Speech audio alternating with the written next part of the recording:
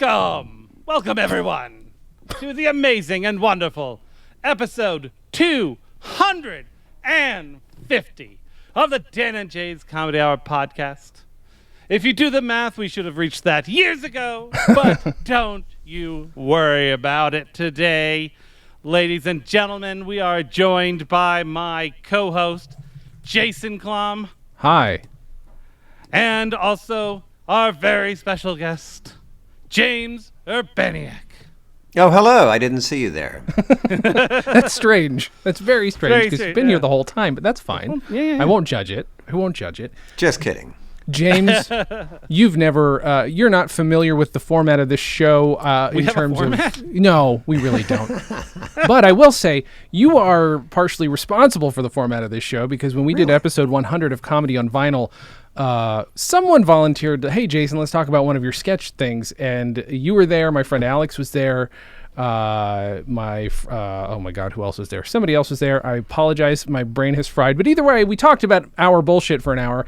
And it was too big of an ego stroke to not continue into its own podcast. And so that's what we've been doing. It's technically a spin-off of Comedy on Vinyl. Yeah. So nigh on 8 years. So I was there at the moment this was birthed. Yeah. You're responsible for it. And your royalties are coming as soon as we get whatever initiates royalties. any sort of money. Yeah. If we sell one of these koozies, which with our names on it, actually it's a Chillander. I apologize. We do not call them koozies. Then we'll get you some royalties from that. James, how have you been? Before we get to the sketch, how have you been? I have been well. I have been healthy, and work has picked up a little in recent times. That's good. That's always good. My Chillander. And everything's going okay. And been writing a bit with my writing partner, Bree Williams. And just trying to keep busy. I was on the premiere of Better Call Saul last night. I'm just throwing that out there. That's exciting.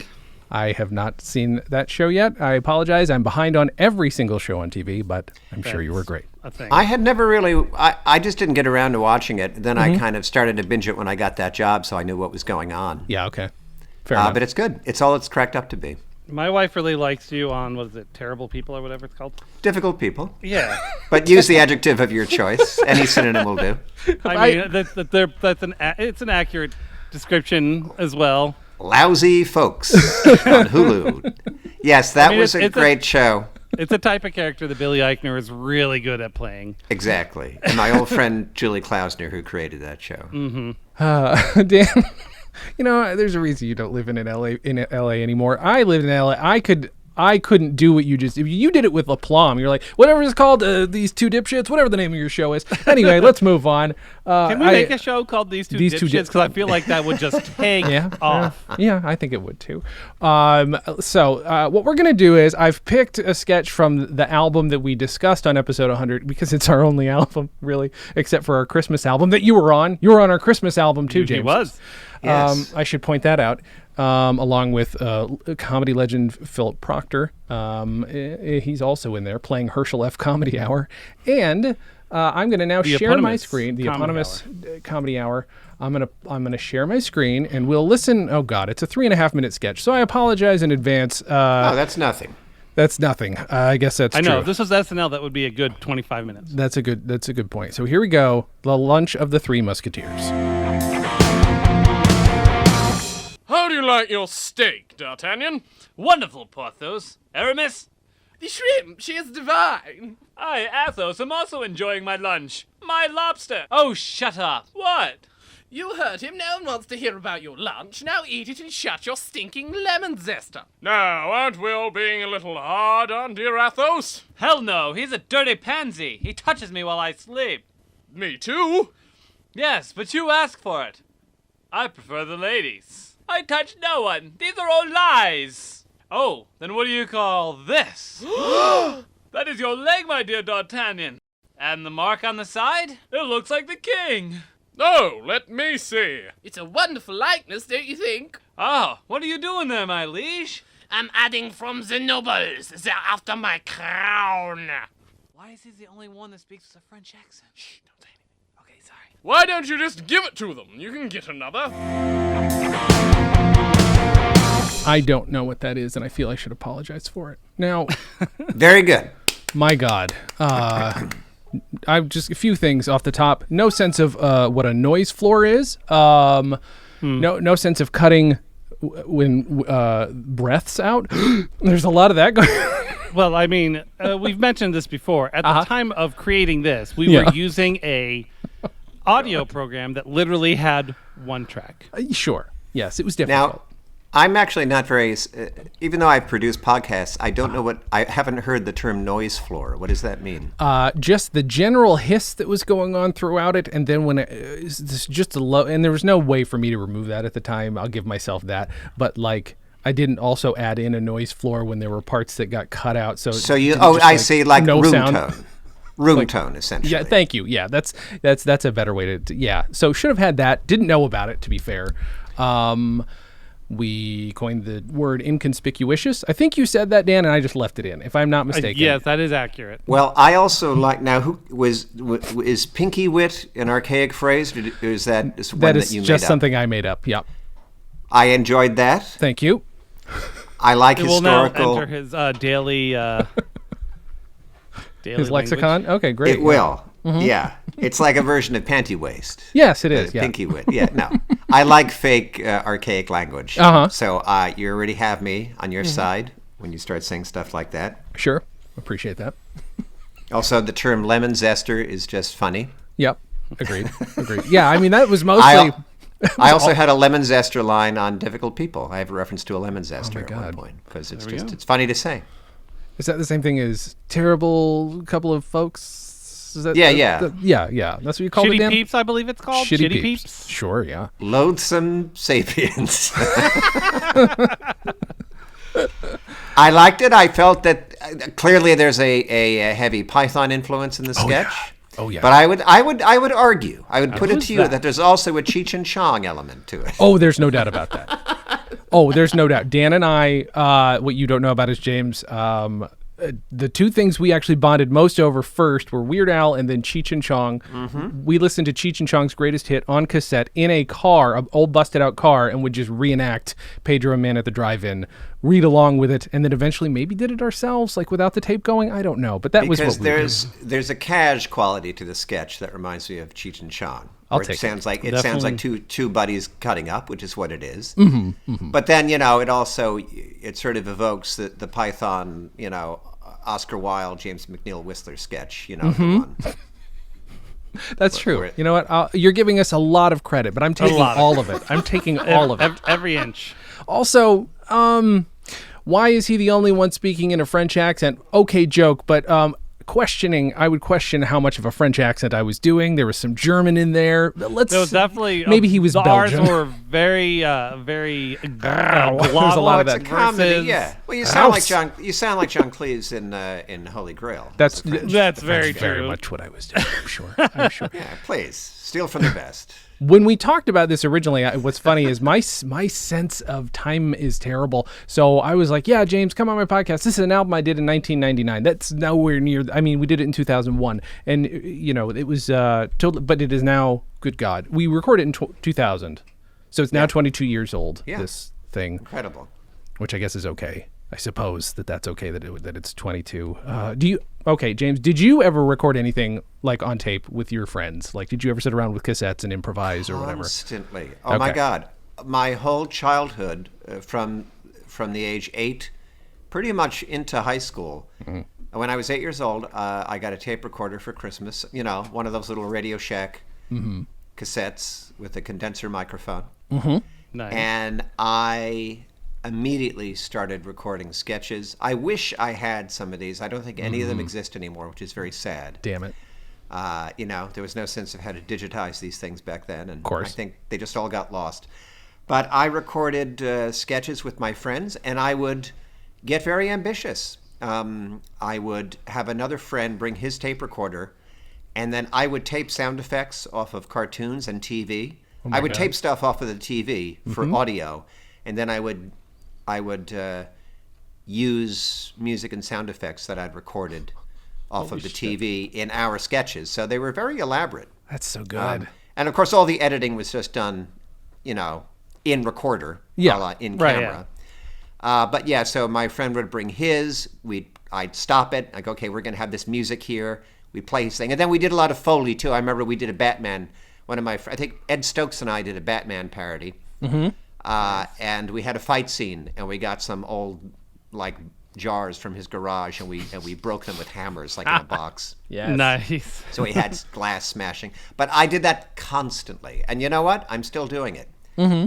I produce and write these podcast things, and it's just me goofing around with my tape recorder when I was 9 years old. Yeah. So yes, long history of cassette sketches. I don't know what that, like, I don't know if all kids do that. I don't know if it's all kids or if it's just quote unquote creative types.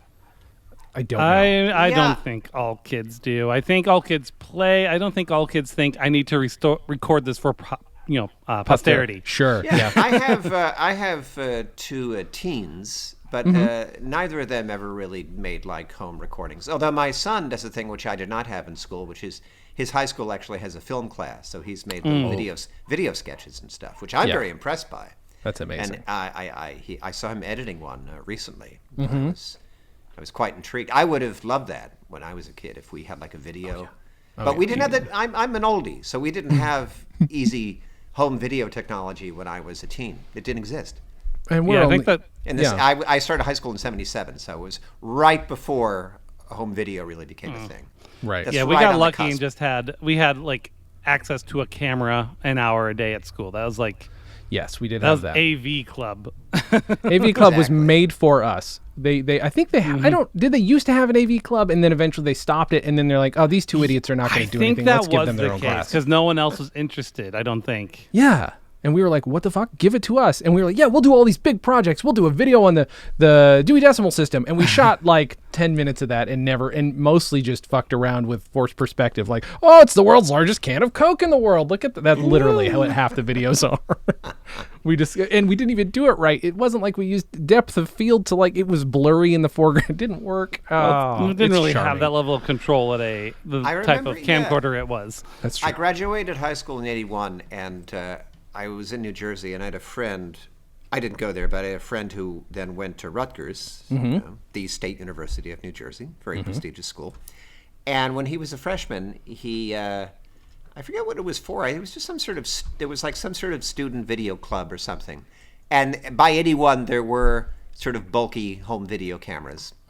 And I remember we made a rather elaborate scripted sketch comedy show. My friend Dan and I wrote some of the sketches. And then a few years ago, he got in touch with me, and I got a copy of it. And it was delightful and embarrassing, as these juvenile efforts are. Oh my God.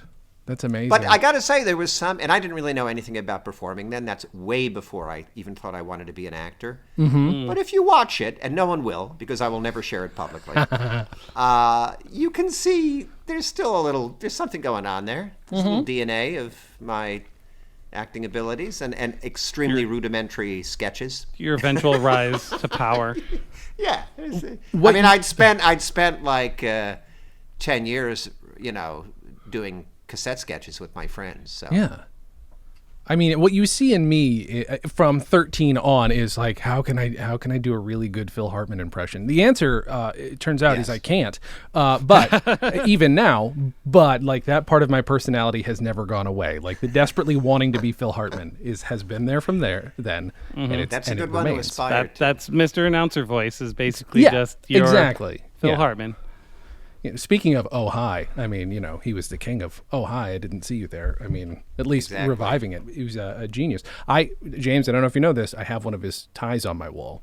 It is hanging a right necktie. here. A necktie of his That belonged to Phil Hartman. that was worn by him on one of my favorite episodes of News Radio. And I also can't see it, but I have his spacesuit from the space episode of News Radio on my other wall. Holy cow. Yeah, they're my prized possessions. I don't shut up about them. I'm wearing that tie the second I get a cartoon voice. Once I get to do a cartoon voice, I'm wearing that in the booth. If How did there's you a fire, come- those are the two things he's grabbing. Yes. How exactly. did you come to own these? Were these at an auction or something? Or? So there's this lady. I'm not sure if she still sells them. I believe she does, but she sells just like, hey, do you want a T-shirt that was worn by somebody on the Single Guy? Here, go to my website. You can buy them. It was just like she just was a reseller of stuff from shows, and nobody gave a shit about news radio. But I went to her website, and I was like, what do you have? What do you have? Nothing that was worn by Phil Hartman. But I'm like, oh, let me see, is there anything? So I bought the one shirt that was worn by Andy Dick that didn't have any Coke or semen on it, and I own that. And then I later spoke to her, and I was like, so you know Phil Hartman stuff, right? She's like, yeah, that's the thing. Once he was killed, they told me to get rid of or destroy any of his stuff. And she did, so she thought. Really? Yeah, and then she told me, like, look, I found a box of his ties. I didn't know I had them. I have a box of his ties, and if you want to promote my thing, blah, blah, I'll give you 2 ties. So I took one, gave my news radio podcast co-host the other one, and I have those. And then at one point, she's like, oh, I have this spacesuit thing. Does this look familiar? I'm like, are you shitting me? It's one of the best episodes of the show. Classic It was, there was only one of them made, pretty sure. And I'm like, how much? She's like, I don't know. And so I brought a little bit of money with me to buy some other stuff from news radio for her, because I'm obsessed. And she's like, can't find that stuff. She's like, give me the money you've got, which is $100. Hold on to this, and then I'll tell you how much it's going to cost later. I'm like, that's weird, but I really want this. And then eventually she's like, nah, it's fine. You've got it, $100. So that cost me $100. And it's like, to me, that's worth way more. That's a pretty good deal, yeah. Yeah. It was worn by Phil sounds Hartman. like a steal, frankly. Yeah. It is. And she also destroyed all the Polaroids with him in them, except for a couple that she didn't realize she hadn't destroyed, and I have a couple of those too. So I have a Polaroid of him in the spacesuit with Candy Alexander in her spacesuit. Oh, nice. Yeah. So those are in the frame that you cannot see. Now, so what is the logic behind? Yeah. Now, why destroy these items? So he's a beloved figure. It's not like it's disrespectful to have.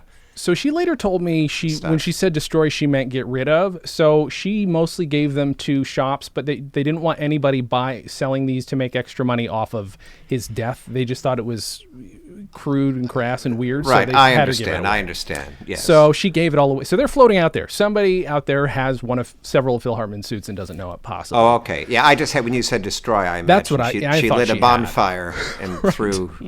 Right. So I'm guessing she didn't.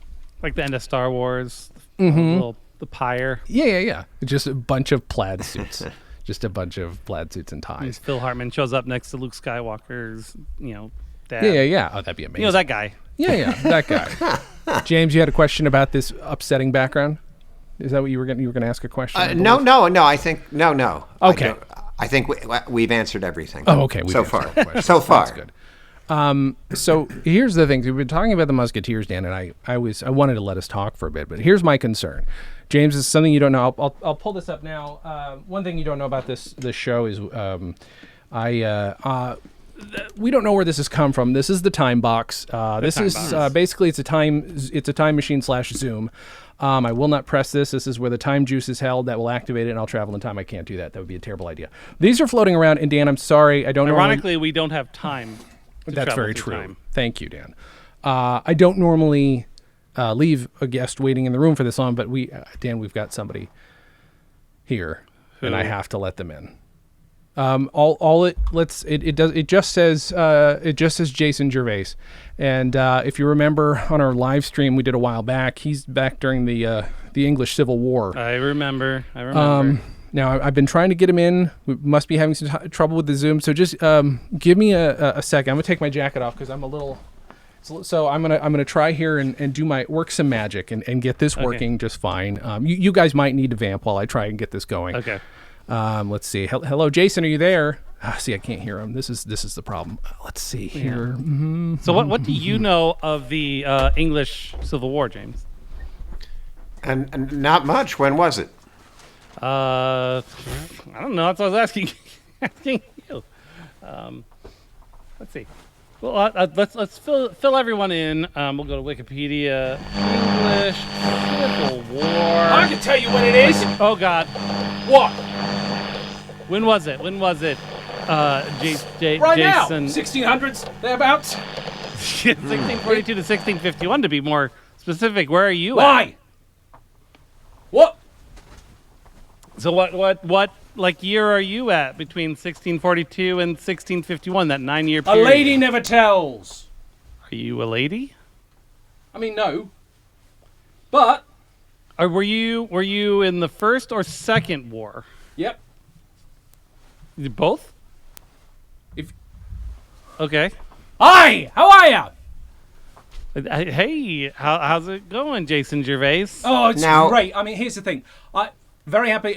I don't know who that is there with you, but very This excited to see is you. James Urbaniak, expert of the English Civil War. Oh, Now, well, your last name is Gervais, correct. which I take to be French in origin. That's I'm just all right. guessing. Yeah, I don't like to talk about that, but yeah.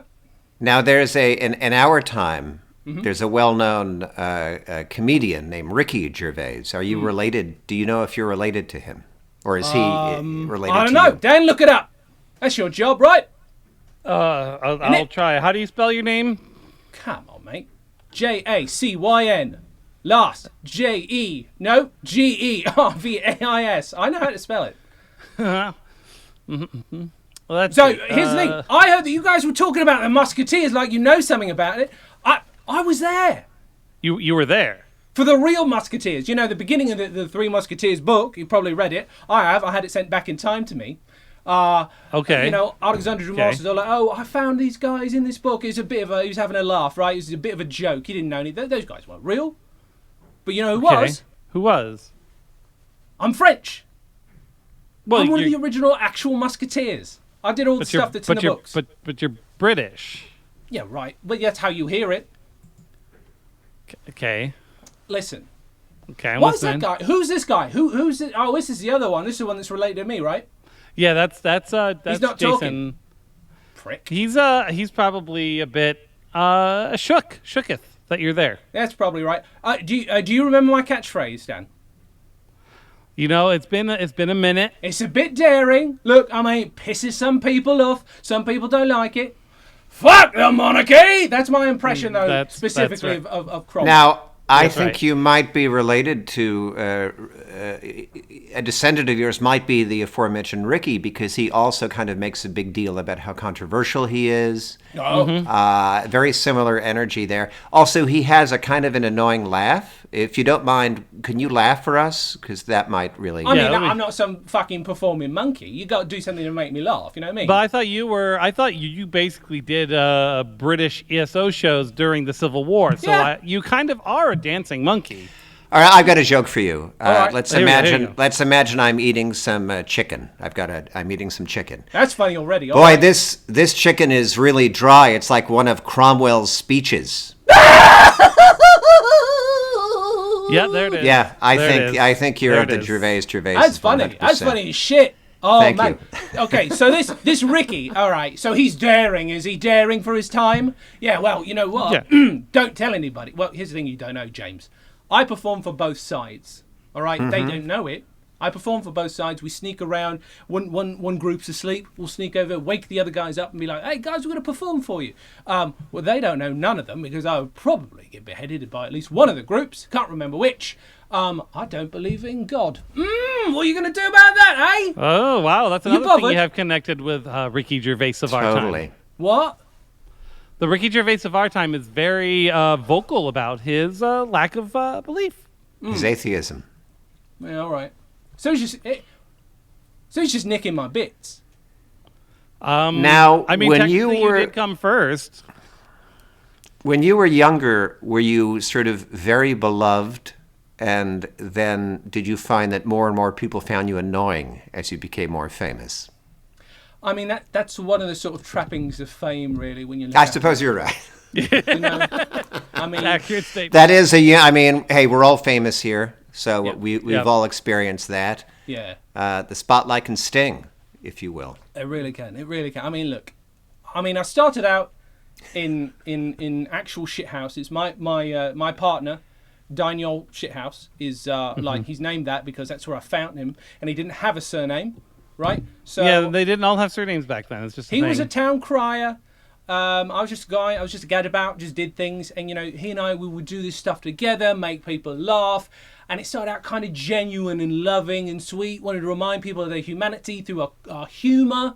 And it went well, and then all of a sudden somebody said, hey mate, I'll give you a couple bob for doing that. And I'm like, couple bob? You buy me a bleeding fucking house. And so I started doing it, so I do it, and eventually I'm like, you know what? I'm not getting the same thrill. You know what I mean? It wasn't the same thrill as it used to be. And instead of going back to the things that made me feel good about comedy, I've decided to hate everybody and myself. Is that bad? That tracks, actually, to be honest. Okay. Yeah, big time. All right. I mean, I'm bitter. If I'm honest, I'm really bitter. To be fair, I'm starving. Got dysentery half the time. It's rough out here in these streets. You know what I mean? Well, especially if you have dysentery. Then the streets are probably pretty rough, too. Now, I'm a little, you're circa when? It's the 1600s. Yep, Mid let's say mid 1600s to be safe. I don't like to say when, because if I'm honest, I don't want anybody taking this time box from me. If nobody knows where this is, I've got this motherfucker, and I can check in on this Ricky son of a bitch and tell him to stop nicking my shit. Okay, so you're post-Shakespeare. Yeah, all right. You didn't know Shakespeare personally, or did you? I mean, look, he's a fact. Look. I'll bet in whenever you're from, you're all like, yeah, he wrote everything he's credited with. No. Got all plenty right, of this is people who interesting. wrote So stuff were So Shakespeare died in 1616. So Yep. are you saying that as a child you wrote for Shakespeare? I was not a child. I'm in my 40s now, so I was younger. Okay. Yeah. I wrote some of his last things in my 20s and teens. Right. Okay, that's Fair enough. So Fair is enough, it fair enough. you did some punch up on the Tempest? Is what Cool, you're saying. punch up. Yeah, all right, that's what we could call it. Writing 90% of it punch up. Sure, whatever. Yeah, and Sir Francis Bacon just punched up Romeo and Juliet. So so what you're saying is you're basically Shakespeare's script doctor. Yeah, that's what I'm saying. No, you know what? No, fuck that. He's my script doctor, mate. Yeah. Did you write it? Did you write it first, and then he just kind of Shakespeareized it, or? Yeah, he gave me money to write it for him because he was shit at writing, bordering on illiterate. Yeah, and then, he punches it up, so he says, and he adds a bunch of bullshit, a bunch of fake words. Never going to catch on. Like that one? I know they catch on. I'm not stupid. I know how those bits go. I've seen some of your modern TV, and they're really fond of being like, that's never going to catch on, and it's never really a solid bit, honestly. Yeah, no, long story short, I wrote a bunch of stuff for him, and I got paid handsomely to not take the credit, but I'll tell you, I regret it every day. I guess that's fair. That's a fair place to be in. Yeah. So so since you don't have that credit, is that why you're still kind of stuck just doing like ESO shows and hanging out with a guy from a shithouse? Yeah. I mean, look, he's a nice enough fella. Like him a lot. Hope the group takes off. I can't wait. One of these days is going to be amazing. But I'm just, just kind of chilling, honestly. I don't mind it. You perform for both sides. You can kind of really work out what works for everybody, That's what I've heard. Yeah. That's the best way to do it. Now, where do you come down on bear baiting? I understand this was an Elizabethan pastime where people would essentially torture a bear in public. And I got to say, in 2022, this is a non-starter. It's controversial at best. It's beyond controversial. It simply isn't done. But well, I mean, as far as you know. But as a man of that time, Yeah. can you defend it? Can you defend the public torturing of a bear for amusement? I will say this. First, no. Second, Okay. I sort of get where they're coming from. I sort of get it. I get why they're doing it. But I can't justify it. Like, that wouldn't be fair. I've been to a couple of these shows, and it's not the same one where a bloke has sex with a bear, right? That's different. I've never heard of that. I'm not familiar with that. They're sedated, both the man and the bear. It's distressing. Hate it. Also can't justify it. I guess I get the entertainment value, but no, I can't justify it. No, it's not. It's tacky. What I do isn't tacky. I come out in my little, in my little suit or wherever I'm wearing, my little dress, because normally there's a lot of like sort of cross-dressing stuff. You come out. Anybody else notice that my accent is like sort of going everywhere? I'm sort of from a lot of different places. I don't know if you notice that. But, Well, that's my understanding, that the 17th century accent is not the British accent that we think of today. And all right, in fact, I'll be honest. I'm putting this on. Some scholars, yes, so that we can understand you more easily. Not unlike if you were a god, you might take a human form so as not to freak us out, much like George Burns in the film Oh God. Oh, I love that film. That's one of the few I've got You've on seen this it? time box thing. Oh, that's amazing. Yeah. So I like him. my understanding is that bear baiting was actually a major was a major thing the Puritans had an issue with during these wars that you are a part of. have you heard anyone talking about this or? Yeah, the Puritans. Yep. They talk about it. They don't like it either. What else am I supposed to say? This motherfucker won't talk. Who is this? That's the one that's related to me, right? That one's related to you. Yes, Oh. he's a little bit confused by that, but yeah, he's related. Okay. Yeah, all right, that's fine. I mean, here's the thing. If I was to do my normal accent, you wouldn't understand a word I was saying. So yeah, I have to put this on. Now, where do you come down on badger teasing, which is not quite as extreme as bear baiting? Yeah, I think it's that fun. in the 1700s that It's good that nature. became popular. I mean, it's a tease, right? It's not like you're trying to make them hurt you or hurt themselves. You're not like equipping them with some sort of weapon to kill another badger. Yes. You just like teases. You're like, hey, look, little badger, look at you. You're stupid, right? And badgers are stupid. I mean, To be fair, yeah. So, I mean, I'm fine with it. I think you're a very progressive individual for a man of your time, and I think you'd fit right in today. In fact, with that hair you have, you could have fronted a hair metal. We had a genre of music called hair metal. Now I know that sounds confusing to you. Yeah, but the metal was not made of. The hair was not made of metal. It was a very lively kind of music, and it tended to be performed by men who had hair like yours. Oh, I mean, that sounds fun. Now, when would this yeah. have been performed? Like, I could set a time on this box and maybe visit. 1980s into the mid-90s, and then it was superseded by a genre called grunge, which was not at all about hair. All right. Although, to be fair, there's also a comedy, a parody artist who, in the 90s, had hair very similar to yours as well. Yes, Weird Al Yankovic Weird Al Yankovic.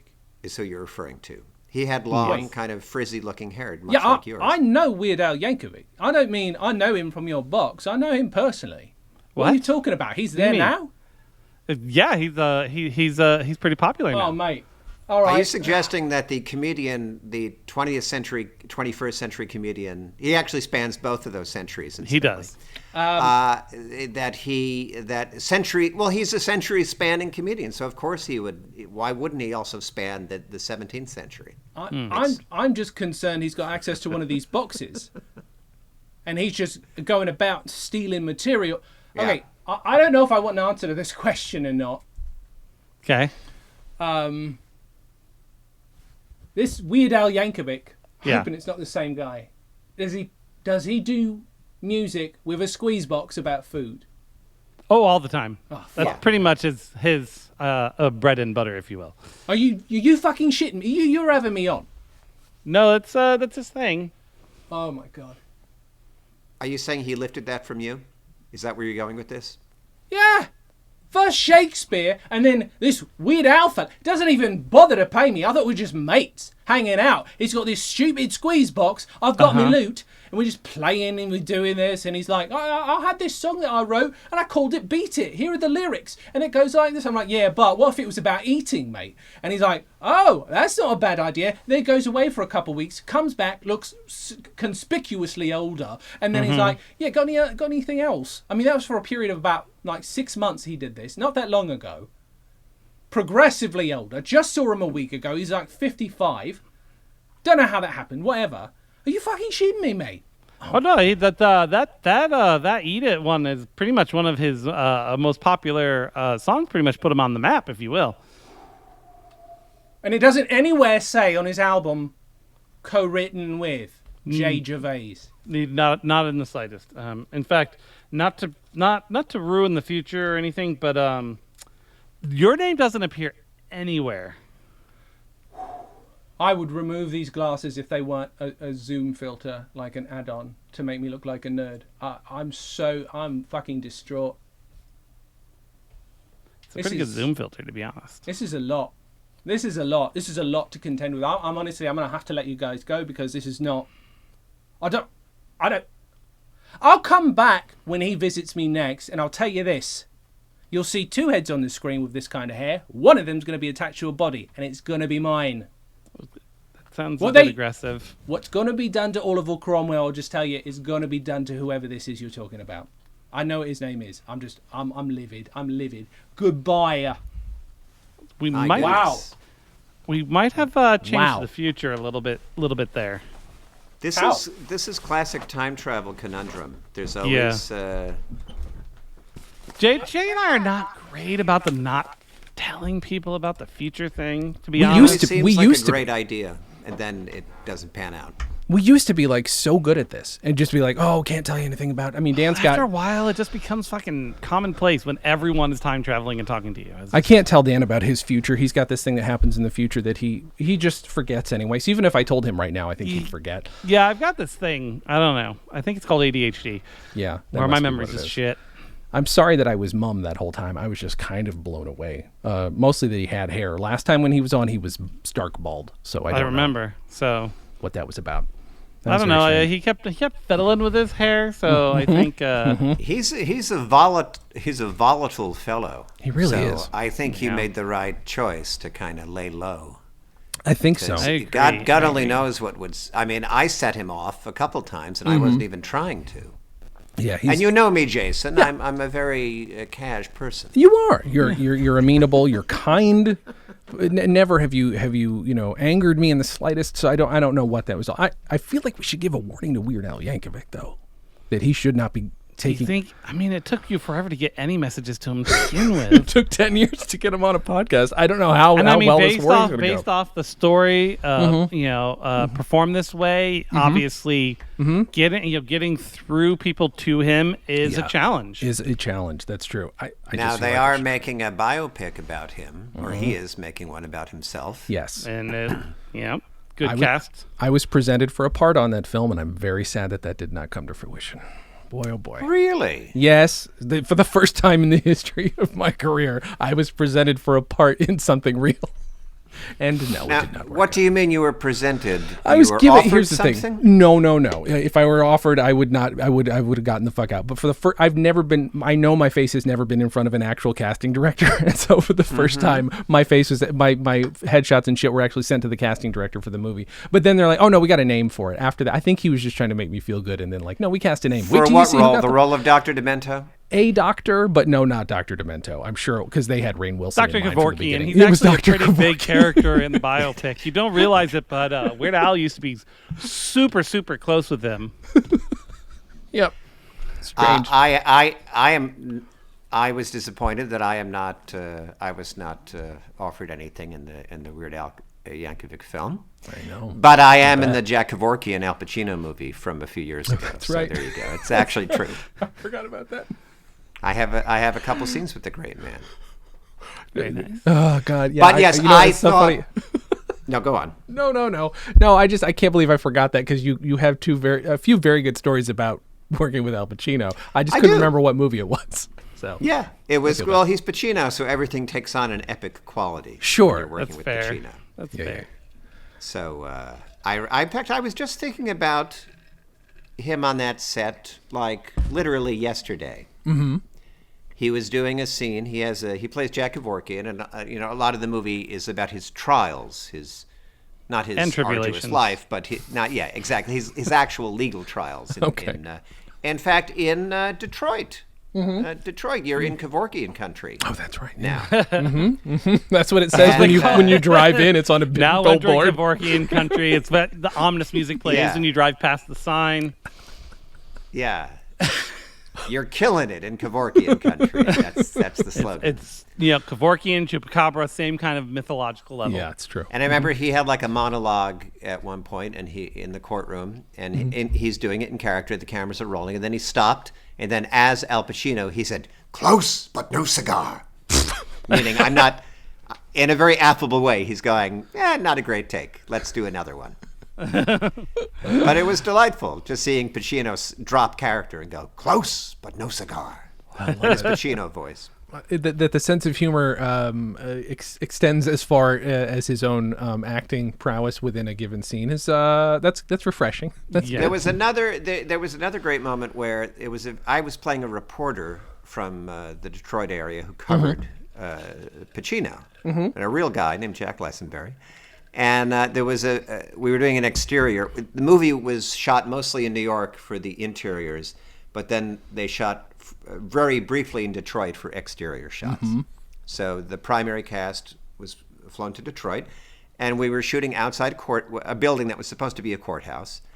And so it's a simple shot of just Pacino walking into the building. That's all the shot is. It's like, and there's a bunch of reporters screaming after him, and I'm following him into the building. So that's all the shot is. It's just action.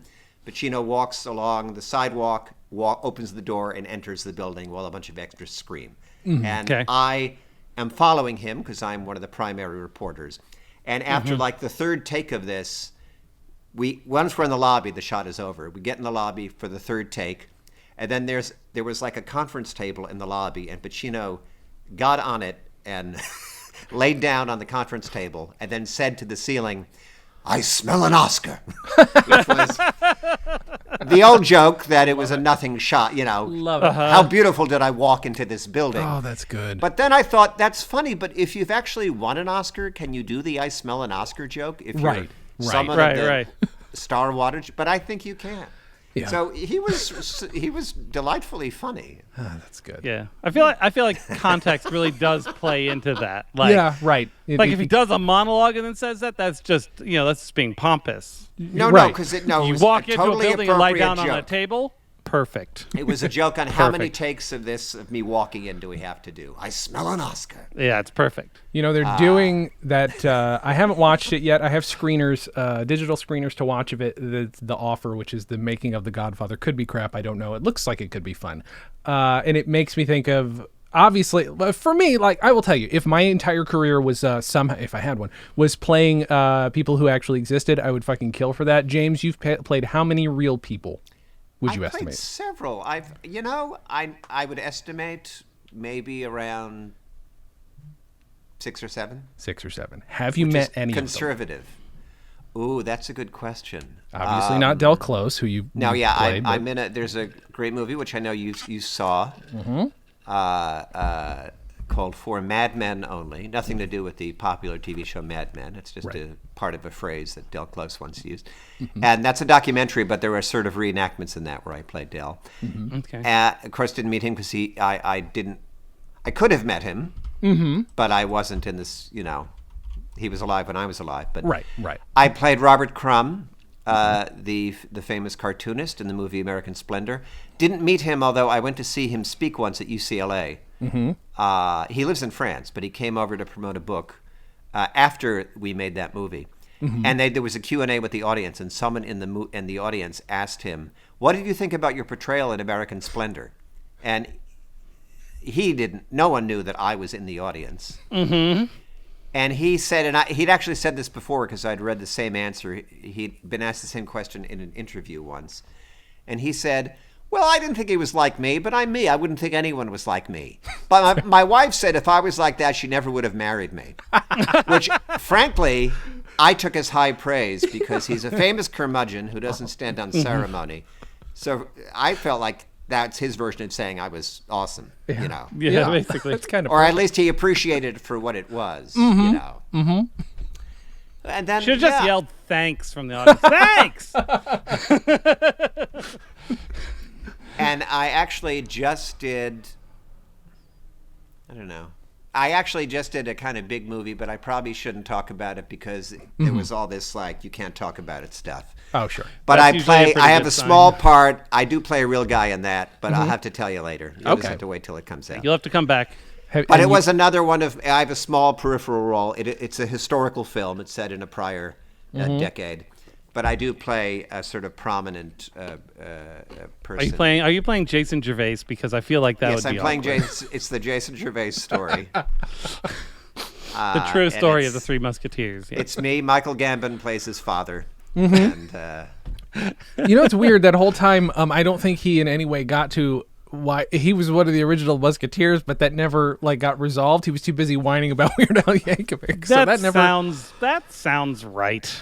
Well, I guess I hate to say it, we'll have to have him back sometime. But oh boy. But I got to say, Yes. it's super fun to play a real person because it's. I love research, and also it just you already have.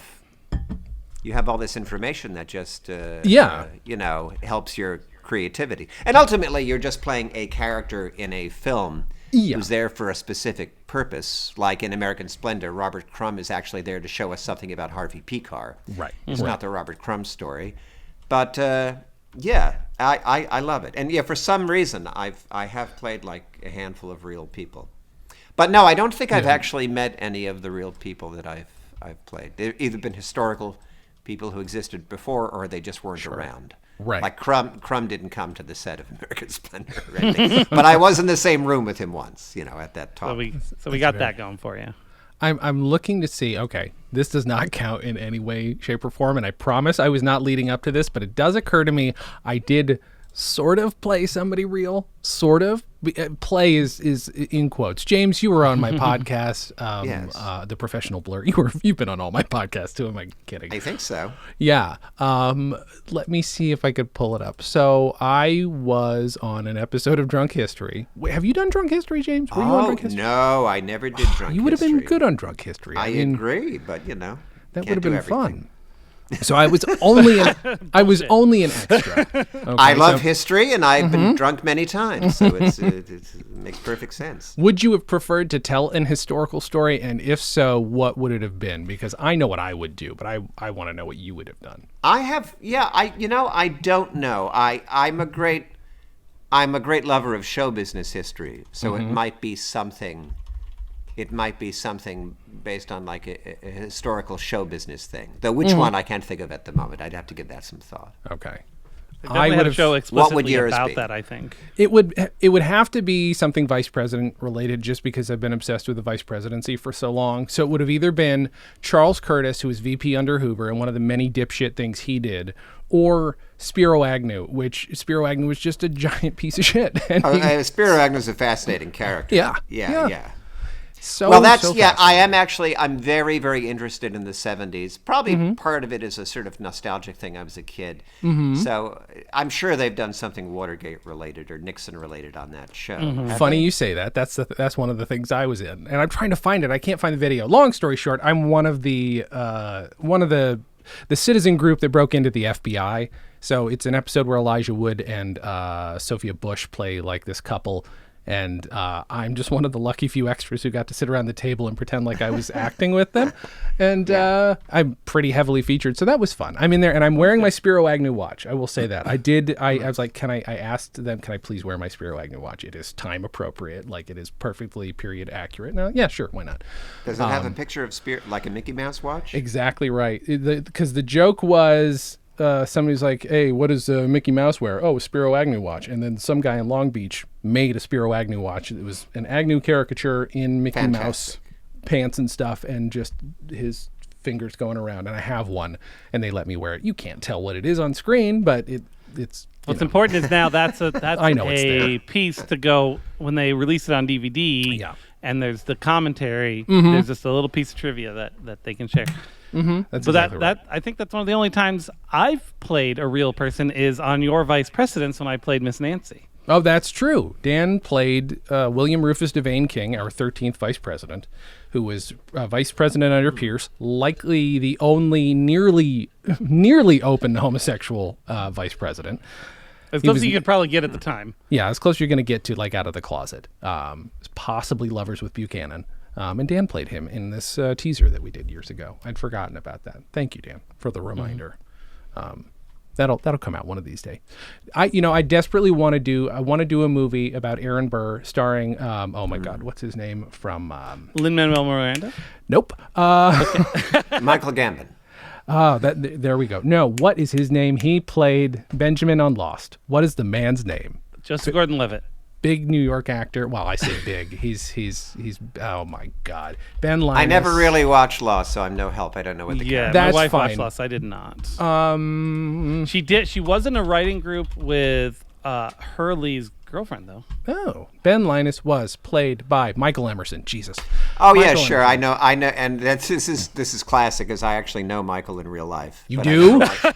Yeah, well, I knew him in New York. When I lived in New York, because he was a theater actor, and we used to see each other around. But I never watched that show, so I actually haven't. This is classic, though. This is every line he delivers. John, it's me, John. Don't go in there, John. Like that's every delivery is like a slightly quavery voiced, like little milk toast, and he's so good and evil. He's so good on that fucking show. He's played real people. There was a very acclaimed play about Oscar Wilde that he did in New York back in the day, where he played the title role. That's interesting. He strikes to me to be a diminutive gentleman. Is he not? Is he not short?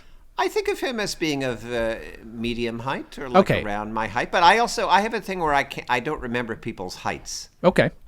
You have height Is it blindness. because you're in heels all the time? I just think everyone's like medium. Unless they're extra tall. Sure. I noticed very tall guys. Now, Michael Emerson, the first thing I saw him in, but didn't know I saw him in, was he's an extra in The Imposters, which is one of my favorite movies of all time. Oh, is he? Yeah, he plays Alfred Molina's assistant. He actually might have one line, but I think it might even be dubbed. But he's offering some eggs and gin to Alfred Molina's character in The Imposters. That is such a good movie. Oh, it's a brilliant fucking movie. I love it so much. James, have you ever seen The Imposters? I don't think so. Who directed that? Stanley Tucci wrote and directed. It's him and Oliver Platt just doing. Right. It's just a pastiche of all those old door open, door closed farces. And it's absolutely filmed like it. Like the backdrops are definitely backdrops. Like They're it feels painted, very very theatery actually. Yeah. Especially the ending, of course. And it's about actors. Of course, it's about actors, but it is also like it was one of Lion the face, lemon face. Well, you're doing lion face, lemon face. That's from something different, Dan. That's actually odd that I haven't Was it? seen What did that. they do? Oh no, they just had that bit where he's like, "You're disturbed." Not mentally mentally disturbed. Oh. Yes, exactly. Sorry, James. What were you saying? Oh no, I'm just saying it's odd that I haven't seen that. I think From you'd enjoy it. From the way think that you're it- describing it. And I love all those actors that you just mentioned. It's full of great actors. I Some think of whom it's- became bigger afterwards. It's but- a very weird follow up to Big Night because almost everybody from Big Night is in it, but they're all doing these farce performances, and it's so fucking good. It's brilliant. Dan Gomiller. Yeah. What's up? I don't know what, but since we're right towards the end, I don't know why I talked to you first. I'm just used to asking you first. James, thank you for being here. Oh, thank you. Anytime. And whatever future podcasts there are, let me know. I absolutely will. I'm you know always I will. at your disposal. Ask Michael Emerson if he'll do the show. I Can would you come to imagine how confused he would be? Yeah. Well, first I'd be like, oh, James Urbaniak's contacting me. I haven't seen him in 15 years since he moved to L.A. And he's like, "Do you want to do this tiny show that like 4 people listen to?" Sure. James, He was a very nice guy in my experience. I used to see him at parties and stuff in New York. He's just Right. around. this comes out on Thursday. This Thursday. What do you have anything you would like to promote, James? I do actually. I have a writing partner named Bree Williams, and as you know, Jason, we've written and produced several scripted podcasts. Essentially, what we're talking about, radio plays, Yes. like I made when I was 8 years old with my tape recorder. Theater of the Mind. Sorry, just Theater had of to the do it. Mind, and we have a new one that is just become available on Audible.com, and it's a feature-length scripted podcast. We're calling it an audio movie, and it's called "I Will Never Lie to You," and it is a sort of a tale of 1976 America, where we follow sort of two characters are on the road in bicentennial America. Love it. And various wacky things happen. And it has a wonderful cast. Ray Seahorn from Better Call Saul is in it. And Nate Cordry, Sam Levine, me. Lots of wonderful people. A great actress named Angela Trimber. So that's on Audible. You can find it there. And other than that, I'm just bopping around. There's the undisclosed movie with the big director where I play a real person that I can't say anymore or they'll find me and kill me. Right. Fair enough. And we are the beloved Venture Brothers, as you know, is coming to an end. But we are making a so-called movie. It'll be a feature-length, standalone episode that kind of ties up all the loose ends as best we can. And that has been recorded, but the animation takes a long time, so I have no idea when that will be on. Probably sometime next year. But, I cannot wait. But the fans have that to look for, and it's a wonderful script that kind of it's a fine ostensible send off. I don't want to say the show is completely over, Sure. but it's a very nice sort of possible finale. I like that. I mean, look, Futurama's come back about 12 times, so Yeah, you never say never, as we Exactly. say. So yeah. I'm now going to ask Dan what he'd like to promote, but as I do, James, think on something you'd like to leave the audience with. That'll be the next thing I come to you for. I did not prepare you for this. Pearls I'm of sorry. wisdom. Pearls of Oh, wisdom. Pearls of Wisdom, yes. Yes, so Okay. think on those. Dan, what would you like to promote? Well, I'd like to promote Of Dice and Dens. I finally released our last episode. And Most recent, you mean? Yes. Sorry. Again, it's not ending like the Venture Brothers. At least as far as I know. But it does end this adventure we were doing. Yes. So you can find that at odndpodcast.com. We have decided on dates for this year's Meowathon. If James wants to join us again this year, that'd be fun. No pressure. No pressure, though. know. July 22nd through 24th is when we're planning on running that. You can find out more at meowathon.com. That's meowrathon.com. I stream on Twitch, usually games like Phasmophobia or Minecraft with my nephew and Kimberly. And you can find me at twitch.tv/dgomiller, or just find all my stuff at my Linktree at linktr.ee/dgomi. Brilliant. You can find all my stuff at linktr.ee/Jason Klamm. That's JasonKlamm, or jasonklam.com, which I finally updated with portfolio stuff. You can find all my podcasts and all of Dan's podcasts over at StolenDress.com, including OD&D podcast, all this other shit, and The Professional Blur, where James has been on. The archive of Comedy on Vinyl. James was on there about 1 billion times. That's up there as well. We've got a new podcast that comes out this week called The Hoodoo Factory. That is literally another news radio related podcast, but it is a game show. But we have 2 of the 3 news radio podcasts out there on our network. Yes, there's a third. So enjoy those. Those are out there. I think, that's everything. StolenDress.com. James, what would you like to leave the people with this week? Well, there was just a list of like rom-coms that was on Twitter, and Sarah, who made that list? Who made the rom-com list? Oh, the Ringer. Ringer, the website Ringer. And it caused some mild controversy because there's like the oldest film on there is Harold and Maude, which I also don't think is a rom-com. No. But and I'm not that snobby about movies, but I do love old films. So my pearl of wisdom would be, if you're not into black and white films, if you kind of feel like it's just a foreign language, people act weird, just give them a shot and remember that styles change, but emotions don't change. And so the emotions of old movies are the same ones that we're exploring today. And if you can get past the style of certain performances of the past, you can actually find a lot in there that's very enjoyable. And sometimes in old-timey times, the acting is not bad. The acting is just of a different style. Yeah. And sometimes the acting is bad, but very often it's not. And I don't know, that's just what popped into my head. That's my pearl of wisdom. I like that. That is a nice way to give- frame, look at some old stuff and see if you might like it. That's a nicer way to, I like that. That's good. Yes. There you go. Dan? Expand your horizons. And life is a book, and life is a book of chapters, and if you're down in one, you'll be up in the next, so don't worry about it. My pearl of wisdom is don't let your ADHD clean your office 5 minutes before you have a podcast. That's fair. That's also fair. These could all be on bumper stickers, though mine was very long. I think yours should still be on a bumper sticker. I think, Jay, we should sell that bumper sticker. Just take the entire thing. There's where your royalties will come from, James. There you We go. figured We it got out. Just my point is, watch My Man Godfrey from the 30s. The 30s one, not the 50s one. Thank you. I will just very quickly piggyback on James's point. If you want to watch a fun movie where acting styles both coalesce and are also entirely separate, watch The Producers. You will watch Zero Mostel, who is trained in vaudeville and all of that era, to a literally actor studio trained Gene Wilder, and they both work together brilliantly. They both play That's right. differently, but like they're playing the same shit in totally different ways. And at some point, and it's probably the blanket scene, they both come together in this insane peak of like, oh, this is where they meet. This is where these two acting styles meet. Totally. And then the rest of the movie is a beautiful coalescing of the two. So anyway, there's that. So I agree with your point. All right, what will I leave you with this week, ladies and gentlemen? I would just say, don't let your history define you. But if your history is of being a good person, maybe try and still be a good person and don't be a bitter old asshole. That's what I'm going to say.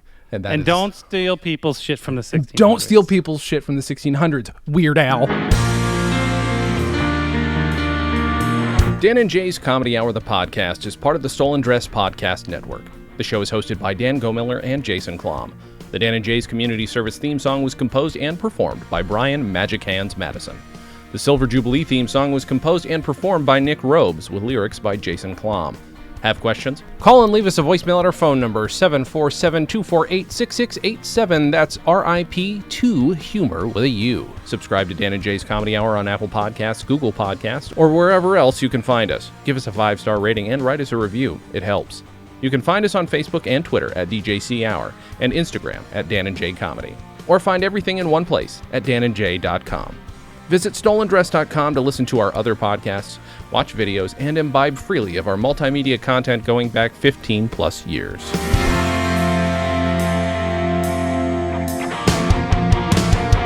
Goodbye, Dan and Jay's Comedy Hour. StolenDress Entertainment. Hey, it's my turn. Ah!